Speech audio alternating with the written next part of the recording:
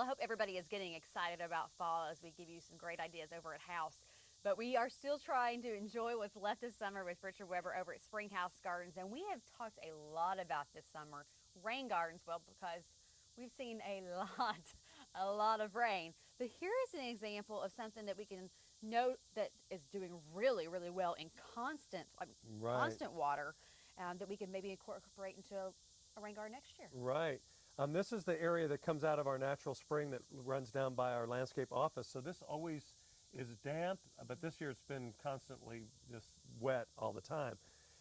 And these are two Kentucky native plants that actually have paired quite nicely. This is a native hibiscus.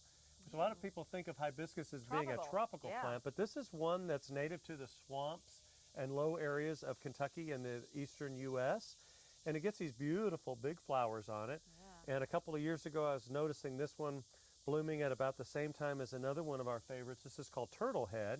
Really and I showed you how much these little flowers look like little turtles, kind of like a snapdragon. But this is a variety of turtlehead that's called Hot Lips, named, I guess, after the MASH character. Hot Lips Houlihan. But turtlehead really loves growing with its feet wet, and it's got these beautiful, lustrous, dark green leaves and these really showy spikes of pink flowers, and these will bloom for about 4 to 6 weeks during the latter part of the summer, which is a long time for perennials. When it's not blooming, it still looks good, and when the two are overlapping, it's just a really nice combination, especially for anybody that likes pink. And I think you like pink. No, we'll get that away. Yeah. So if we don't have something similar to this, but we do have a rain garden, would you think this would still thrive? These would do really, really well. Of course, the hibiscus is going to be the happiest with more constant moisture, but the turtlehead will actually take a drier site as well.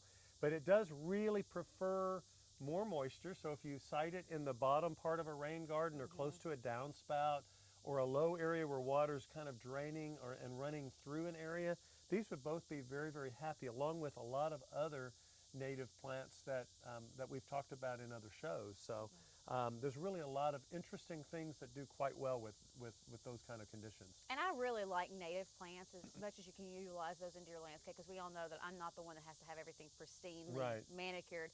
I like a little bit more organic sometimes, especially where we're out on the farm. Right.